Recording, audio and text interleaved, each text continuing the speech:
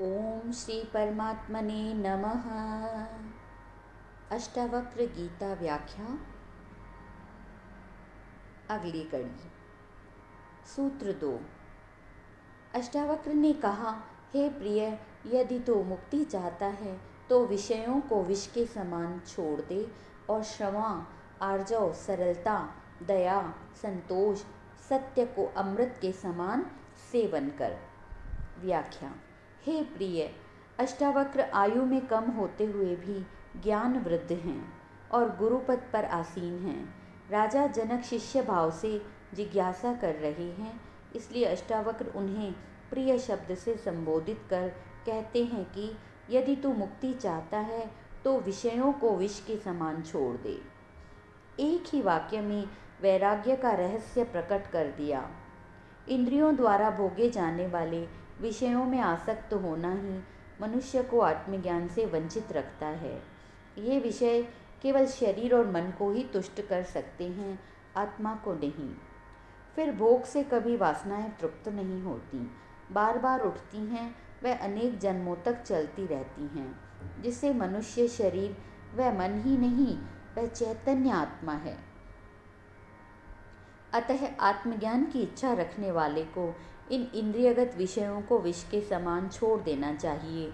इन विषयों के प्रति आसक्ति ही मनुष्य के बार बार जन्म व मृत्यु का कारण बनती है। अतः यह विष के समान है, किंतु विषयों के छोड़ने मात्र से वह आत्मज्ञानी नहीं हो जाता, बल्कि इनसे वह आत्मज्ञान का अधिकारी बनता है, उसमें पात्रता आ जाती है। विषयों को छोड़ने का अर्थ उनके प्रति आसक्ति का त्याग है। ये विषय बंधन नहीं है, उनके प्रति जो आसक्ति है वही बंधन है, जिसे छोड़ने की बात अष्टावक्र कह रहे हैं। विषयों को छोड़ने का अर्थ खाना, पीना, कपड़े, बिस्तर आदि छोड़कर नग्न हो जाना व भूखे मरने से नहीं है, बल्कि शरीर को जीवित रखने के लिए जो न्यूनतम आवश्यकताएं हैं उनसे अधिक का भोग न करने से है। भोगों में आसक्ति होने से ही लोभ, मोह, क्रोध, ईर्ष्या, द्वेष, घृणा, चिंता आदि अनेक अवगुण आते हैं और ऐसा दुष्ट चक्र बन जाता है जो जन्म जन्मों तक समाप्त नहीं होता। इसका मूल कारण एकमात्र आसक्ति का होना है। आसक्ति त्याग से ही इन समस्त बुराइयों से वह मुक्त हो जाता है तथा ज्ञान का अधिकारी बन जाता है। अष्टावक्र आगे कहते हैं कि केवल विषयों का त्याग करने से तुझे पात्रता उपलब्ध होगी, तू सद्गुण ग्रहण करने का पात्र बन जाएगा। पात्र में जो विषय रूपी जहर भरा है उसे खाली किए बिना उसमें अमृत उंडेलने से वह अमृत भी विष बन जाएगा। इसलिए पहले अंतःकरण को स्वच्छ कर तभी सद्ज्ञान का प्रभाव होगा, वरना वह ज्ञान भी विकृत हो जाएगा। अंतःकरण स्वच्छ होने पर तू क्षमा, सरलता, दया, संतोष, सत्य रूपी अमृत को उसमें भरकर सेवन कर, तभी तुझे अमृत का लाभ मिलेगा। ये विषय अनित्य हैं, अविद्या जनित हैं तथा क्षमा, सरलता, सत्य आदि शाश्वत हैं। तू अनित्य के भोग को छोड़कर नित्य शाश्वत का सेवन करे तो तू अमृत तत्व को उपलब्ध होगा। विषय त्याग से देह के प्रति जो झूठा तादात्म्य हो गया है वह छूटेगा, तभी आत्मा के साथ तादात्म्य स्थापित होगा। भोगों के प्रति आसक्ति का त्याग ही वैराग्य है। अष्टावक्र जब राजा जनक को अपने स्वरूप का बोध कराते हैं। सूत्र 3।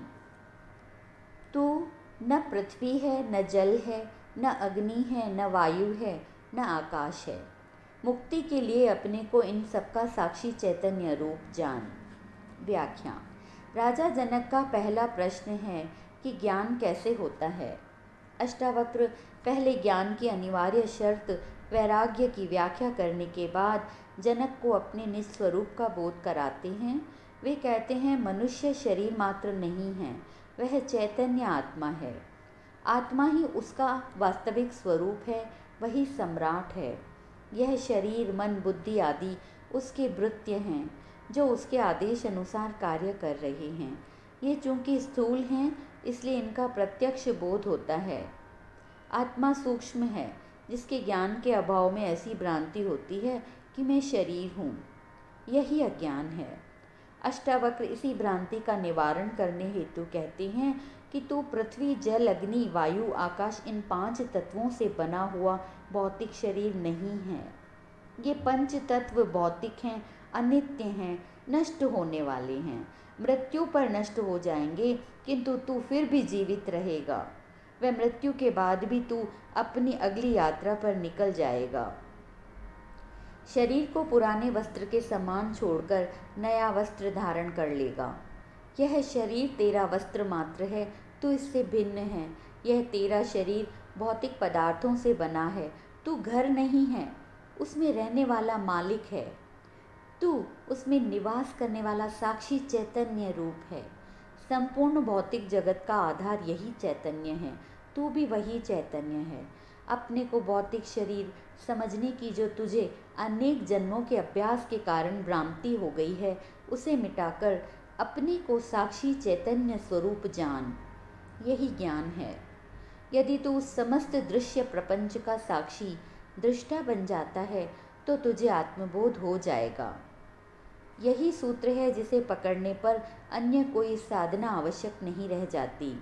हम कहते हैं यह शरीर मेरा है, मन मेरा है, बुद्धि मेरा है आदि, तो मैं कौन है जिसके ये सभी हैं? निश्चित ही ये सभी मैं से भिन्न है, तभी तो हम कहते हैं ना यह मेरा है। अन्यथा मेरा कैसे कहा जा सकता है? जो मेरा है वह इस मैं से मिला है तो उन्हें छोड़ा भी जा सकता है। वह इन सब मेरे के छूटने पर जो शेष रह जाता है वही मैं का वास्तविक स्वरूप है। यही मैं आत्म तत्व है। इसका ज्ञान हो जाने पर ये सभी विजातीय तत्व उससे भिन्न प्रतीत होने लगते हैं। यही आत्मज्ञान है। अष्टावक्र राजा को आत्मबोध कराने के बाद मुक्ति के लिए कहते हैं, जो कि राजा जनक का दूसरा प्रश्न है कि मुक्ति कैसे होती है। शेष अगली वार्ता में आप सबको